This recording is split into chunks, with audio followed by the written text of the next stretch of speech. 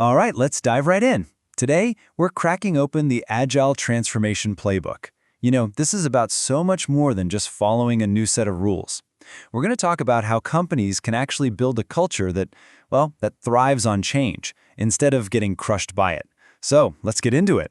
Okay, so let's just start with the one question that really gets to the heart of everything we're going to talk about. Think about your own company for a second. Are you guys just doing Agile, or are you actually being Agile? I know. It sounds like semantics, right? But trust me, the difference between those two things, it's massive. So here's how that difference really plays out.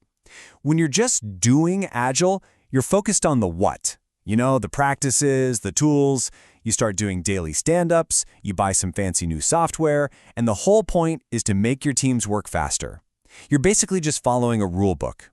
But being Agile, that's a whole different ballgame. It's a complete shift in mindset. The focus is now on the why, on the culture. The goal isn't just team efficiency, it's making the entire organization adaptable. You're not just playing by the rules anymore, you're literally changing how the game is played. And getting that distinction right, that's really the first big hurdle on this journey from just adopting something new to a real deep transformation. Which begs the question, right? What makes a company even want to take that massive leap in the first place? Think about it like this. Doing Agile is kind of like rearranging the furniture in a room. Being Agile is like tearing the whole house down to the studs and rebuilding it. And let's be honest, you don't decide to do that unless you have to, right? The pressure usually comes from some very real pain. Maybe a new competitor just showed up and is eating your lunch, or your teams are moving so slowly it's painful. Maybe morale is just tanking. And worse, your customers are noticing, and they're not happy. When that stuff starts happening, you realize pretty quickly that just getting a new rulebook isn't going to cut it. You need a fundamentally new way of working. Okay, so a company hits that breaking point, and they know why they need to change. The next big question is, how? You can't just flip a switch and suddenly become agile overnight. It takes a real, thought-out plan. So let's talk about what it takes to draft that transformation blueprint. And with any blueprint for any journey, what's the very first thing you do? You have to figure out where you are right now. It's like you wouldn't plug a destination into your GPS without letting it find your current location first, right? It's the same idea here. Getting a brutally honest look at where the organization is today, that's step one, and it is absolutely non-negotiable. So how do you actually pinpoint that starting location? Well, companies use a whole toolbox of techniques. Sure, you've got the basics like talking to stakeholders and sending out employee surveys. But then they bring in the heavy hitters, things like value stream mapping, which is awesome, by the way. You literally draw out a process from the very beginning to the very end, and it exposes every single bottleneck, every place where work gets stuck.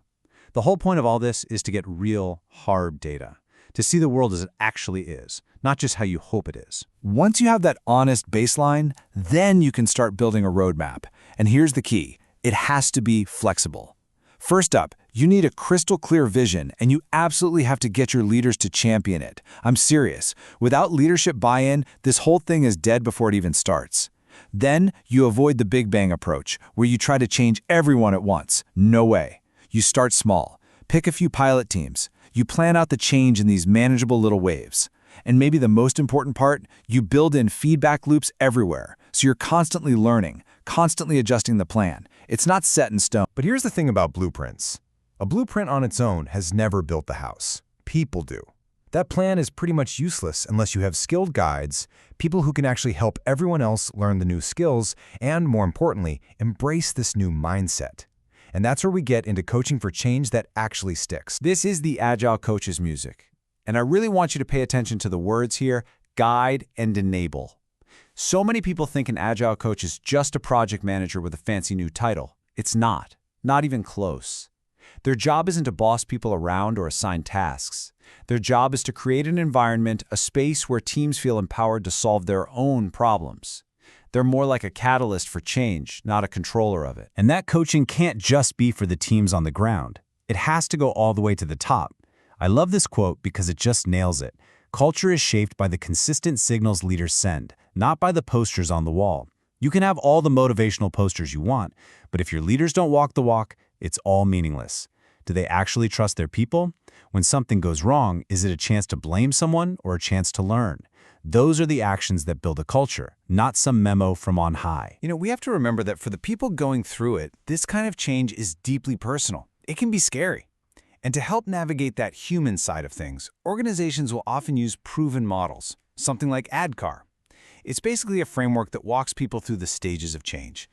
Awareness of the need for it, the desire to participate, the knowledge of how to do it, and so on.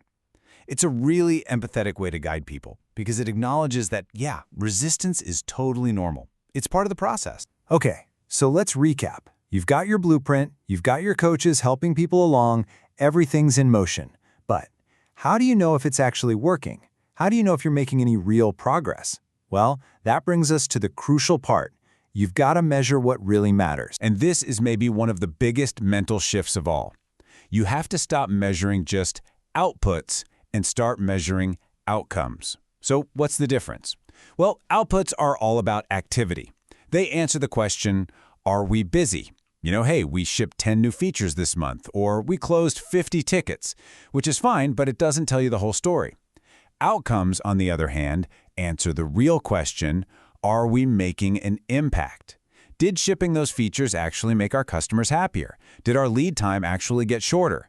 That's the stuff a real transformation cares about. And a good measurement system is never just about one single number. You've got to look at a balanced set of metrics. Think of it like a car's dashboard. You wouldn't just have a speedometer, right? You need a fuel gauge, an engine temperature light, the whole thing. It's the same here. A good dashboard for transformation tracks team health and morale right alongside delivery speed. It looks at product quality and the value you're delivering to customers. It's all about getting that complete picture, making sure you're not just burning out your people or shipping junk just for the sake of speed. And this brings us to what might be the single most important idea in this whole playbook. An agile transformation is not a project. It doesn't have a start date and an end date. There is no finish line. You never, ever get to say, we're done. The entire point of all of this is to build an organization that is fundamentally wired for continuous learning and improvement. So the real question you should be asking isn't, hey, did we finish our transformation? The real question, the one you should be asking every single day is, what are we going to improve next?